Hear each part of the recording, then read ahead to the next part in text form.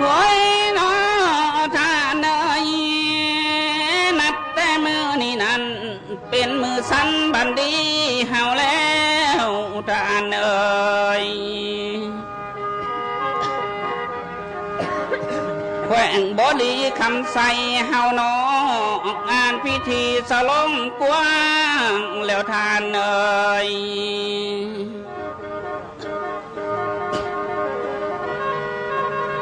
จังได้มีหลายบ้าน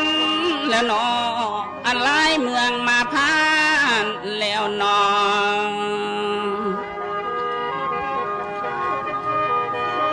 มีหลายเมืองและหลายบ้านมาหอมเต้าอยู่เวทีเฮาแล้วท่านเอ่ย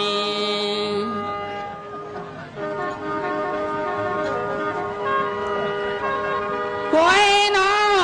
ท่านเอ่ยนับบ้ามือแต่กี้ยังได้มีองค์ท่านสิการนำผู้ใหญ่เพื่อนแล้วท่านสีสมพรรอวันใสนะเพื่อนได้นำพาสร้างสิแขวงกล้าวเจริญมาแล้วท่านเอ่ย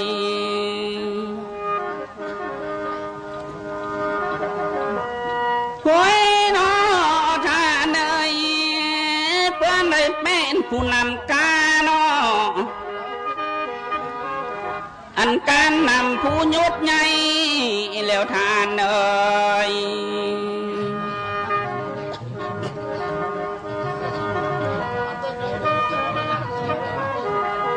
ถึงเวลาแล้วนะเพื่อนบอกเจ็บอันการเจ็บเพื่อนห่มเต้าแล้วท่านเอ่ยถึงเวลาแล้วนอคันแบบเพื่อนบ่ยาใครการใครนั้นเพื่อนหักห่มมานะท่านนา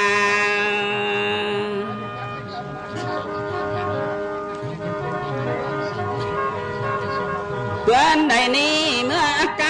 ำแล้วนอสวงสวรรค์ยศใหญ่พุ่นแล้วลานี้จากโลกนี้สิไปสร้างโลกอื่นไกลพุ่นแล้วท่านเอ่ย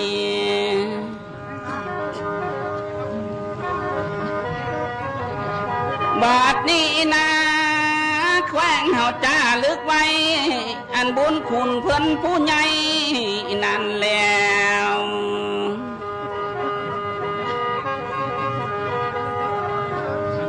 จึงได้พากันนะสาวแขวงบดีคำใส่เฮานี่จึงพากันน้อมเต่าพากันสร้างตั้งกองนี่แล้วท่านเอ่ย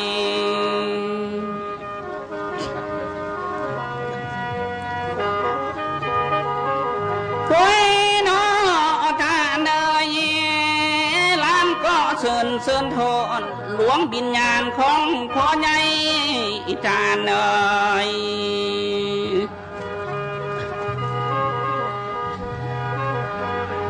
เจ้าได้อยู่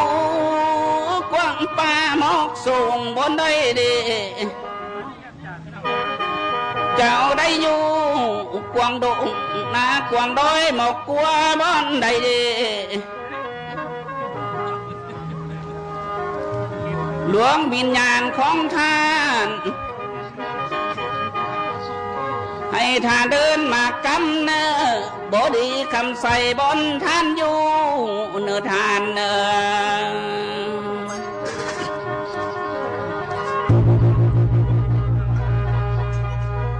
ให้เดินมาเนาะทางพี่มาโลธาสิคอยท้าฮับกองบุญเจ้าเนอท่านเอ่ย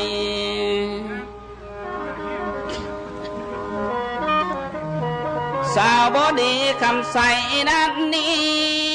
จังได้พากันสร้างนอก อันกองบุญครั้งยิ่งใหญ่แล้วทานเอ่ย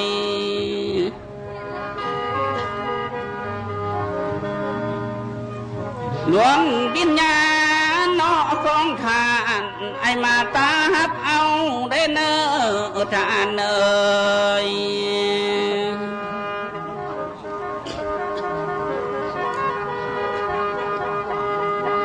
หวยนอล้านก็เชิญทอนท่าเนยหลวงวิญญาณผู้ใหญ่คอยเอ่ย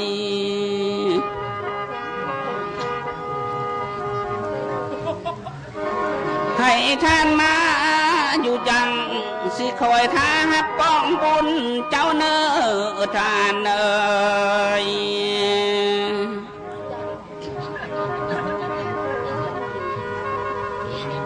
ท่านไล่เลี้ยงลูกกุกเกยบ่ท่านได้กินแม่ป้าเลยแล้วท่านเอ่ยท่านได้เลี้ยงลูกชายนะบ่ท่านได้กินต้นสิ้นเลยแล้วเลี้ยงลูกเล็กอ้อนหน่อยบ่ท่านได้กินแห้งเจ้าเด้ท่านเอ่ย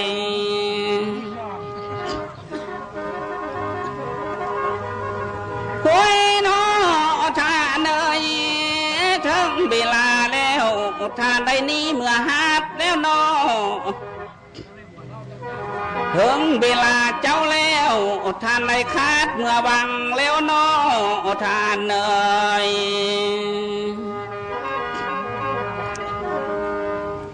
มาเดี๋ยวนี้ท่านยังอยากกินจีนลูกเจ้าได้หามาแล้วเนอมาเดี๋ยวนี้เจ้าอยากได้กินปลานะลูกชายเป็นผู้ซอกมาแล้วลูกปึกกกเอ้ยยังสอกใบหม้อค้างมาแล้วท่านเอ่ยลูกสายกลางเจ้านาเปื้อนสอกใบหม้อหนึ่ง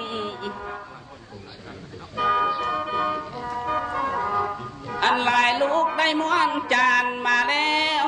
หลายล้านเหนื่อยจังม้วนเหือนสาวห้องอันไหลอายไหลน้องเปิดจังสร้างกองบุญมาแล้วท่านเอ่ย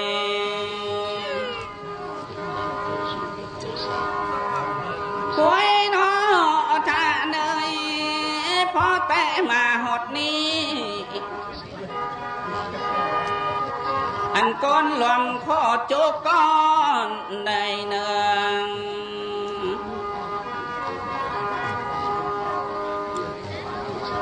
หมอลำยิงนอกก้าวเบา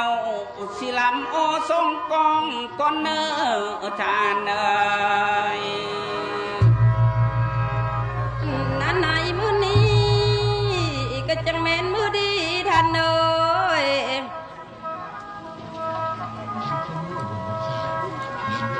นั่นไหนปีนี้เพิ่นได้มาปีกูมีดังทานเจ้าแกงเฮานอตามเจ้าเมืองห่มเต่ามีทุกเอ้ยเป่าเสือประจาเสือทุกเป่าโซนเฮานอรานเอ่ย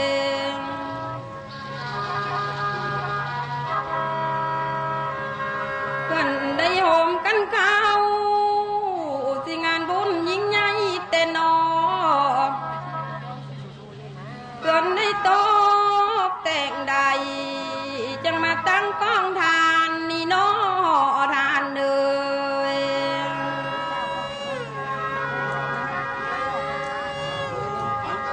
โอ้ยน้อนั่นเลย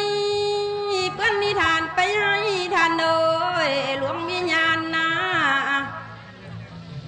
อันท่านสีสมพรน้อรอวันใจแต่ข่าวก้อนนอทานเลย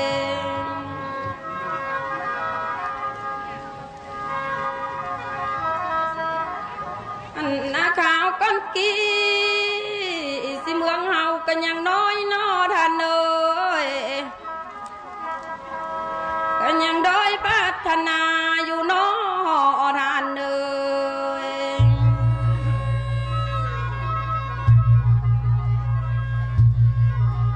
อันท่านสีส้มพรรอบันใจหน้าเพื่อนได้เอาใจสู้ท่านเอ้ยตีศัตรูปลดปล่อยสังหารมาแล้ว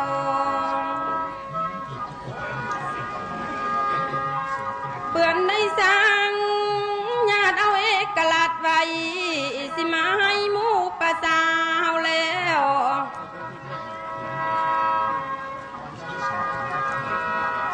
นาภาคลาดเพื่อนนำพาสู้แต่นอตีศัตรูปลดปล่อยทราบแต่นอ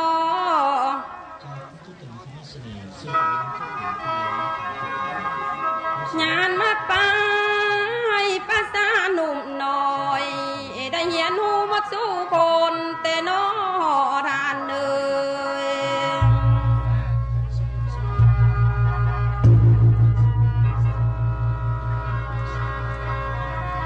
โอ้ย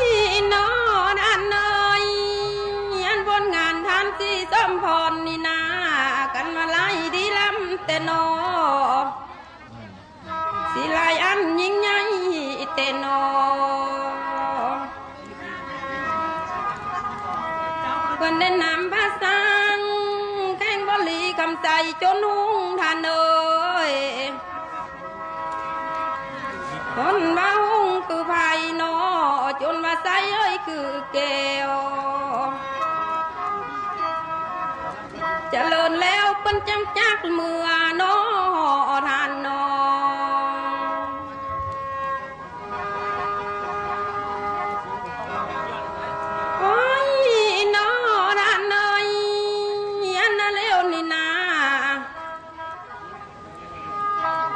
กันนำเพื่อนกันนำภาษาหนอกระเทนตาวจางไตแล้วเด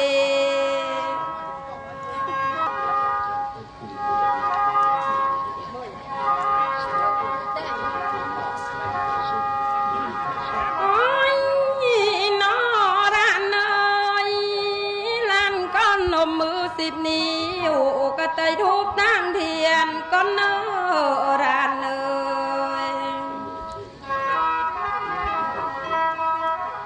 อันนาพร้อมอยู่ว่าท่านเอ้ยล้านเวียนลงเป็นซอยก่อนเนอ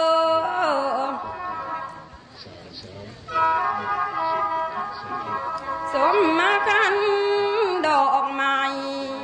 ละสุมด้านจมมาก่อนเนอร้านเนย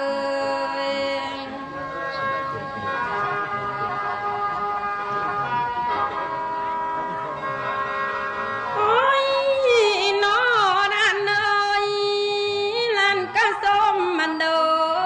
สิดังทานเจ้าแข้งก้อนเนอรานเนย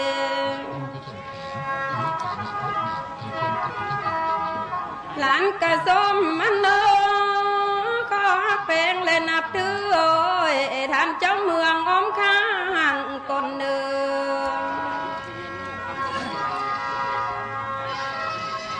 ขวัญนอกจากนั้นสิไล่บ้านเพื่อนมาโหมล้านกระส้มมาก้อนเนอรานเนย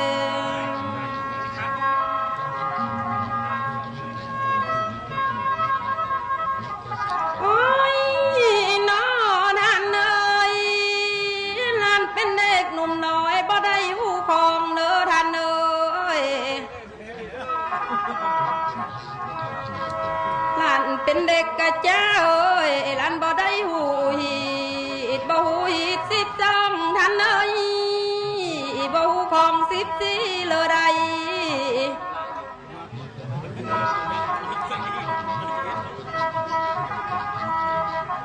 บ่หูยี่ของเมืองเลยเนอท่านเอ้ย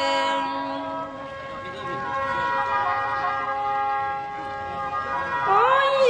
นอท่านเอ้ยเส้นเป็นปีที่เดยขอฮิตมาป้องนำเนอท่านนาพีกองเอ้ยแล้วก็กองมาไว้ นมากลมขาใบเอาใจตั้งต่อบุญก่อนเนอทานเนย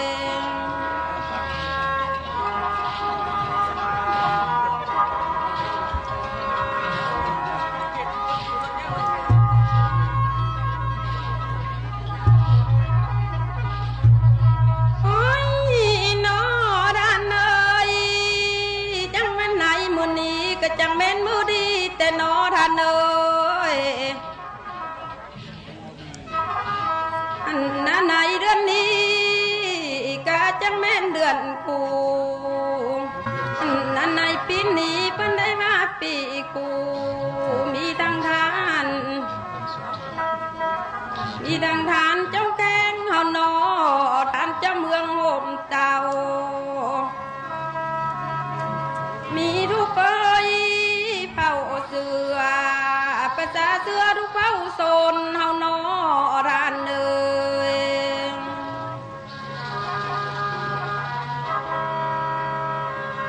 เพื่อนได้โฮมกันข้าวสิงานบุญยิ่งใหญ่แต่นอเพื่อนได้ตกแต่งใดจังมาตั้งกองทานนี่นอทานเลย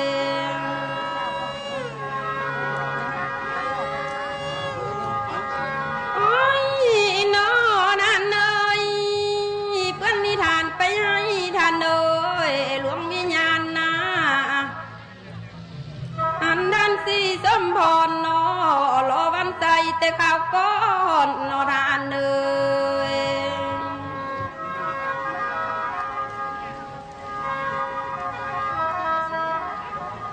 นาขาวก้อนกี้สิเมืองเฮากันยังน้อยนอทานเอยกันยังด้อยพัฒนาอยู่นอทานเอย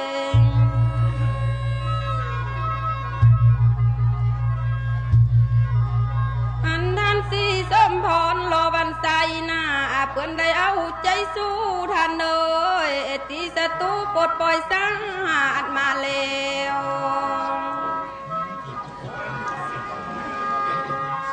เพื่อนได้สั่งญาติเอาเอกลัดไว้สิมาให้หมู่ประสาวแล้ว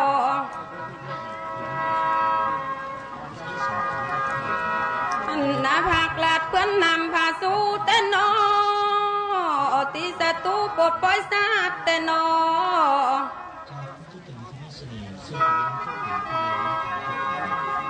งานมาไปภาษาหนุ่มน้อยได้เหียนหูมาสู้คนแต่นอทานเลย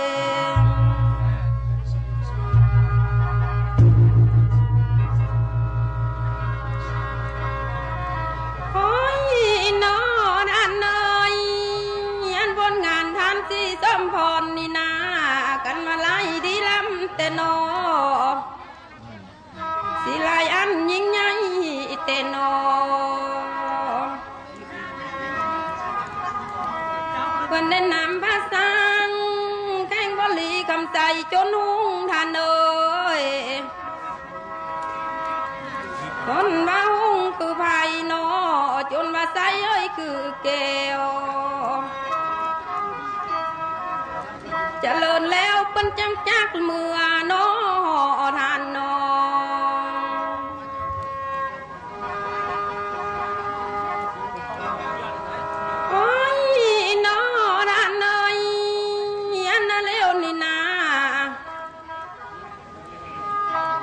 กันนำเพื่อนกันนำภาษาหนอ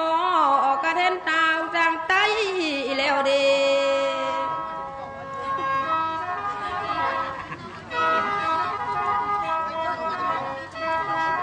เพื่อนได้นำภาษาสิไลแนวปอมพัมทานเอยมีทั้งไผ่ภาคใต้สิไลเมืองทุกศาสตร์แทนอประเทศชาติใหญ่หน่อยก็เห็นแจ้งมาทุกเมืองแล้วได้ด้านเลย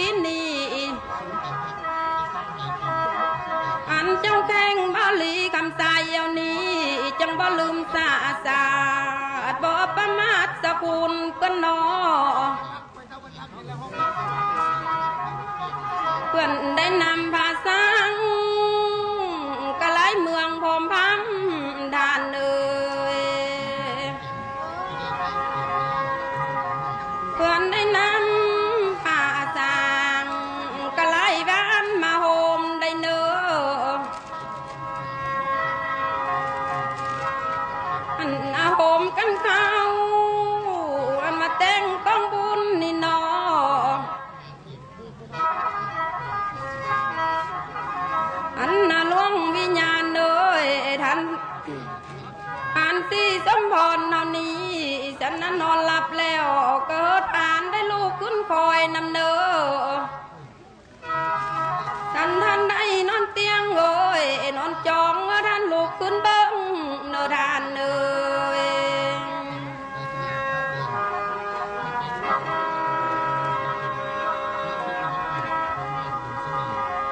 ท่านมาคอยท่าได้เนออยู่สถานที่กองบุญนำเนอท่านเนยท่านนาทานกินแล้วอันยุนตึบว่ามาเนอสิอยู่ตรงหน้าเต้าได้เนอท่านยับมาเผาแล้วกองทานนี้แม่นก็มีแล้วท่านเนยเพิ่นได้เต็มใจสร้างอันนะกองบุญนี้สีหลายแนวพร้อมพำอยู่ใดเพิ่นได้เต็มใจสร้างอันนะกองท่านนี้สีหอมอังหลายแนวอยู่ใดท่านเนย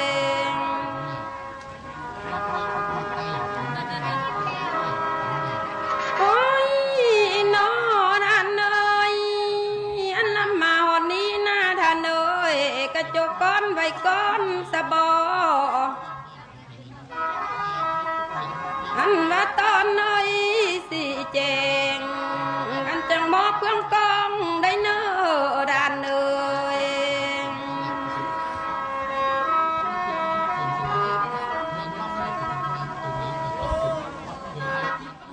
ห้านลำพองการไฟฟ้าจำหน่ายอุปกรณ์ไฟฟ้าทุกชนิดตั้งอยู่บ้านอนุสรณ์ไสเมืองปากสันแขวงบริคำไส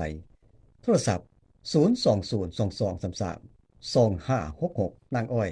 จำหน่ายเจลสุกี้เจลบาร์บีคิวเจลดาดเจลจุ่มตั้งอยู่บ้านผู้สีเมืองปากสันแขวงบริคำไสโทรศัพท์02022332228ห้านข้าวปุ้นสุขสวรรค์บ้านห้วยเสียดเมืองปากสันโรงงานผลิตข้าวปุ้นที่ได้มาตรฐานแซ่บอีหลีถึงอกถูกใจผู้ที่มาบริโภค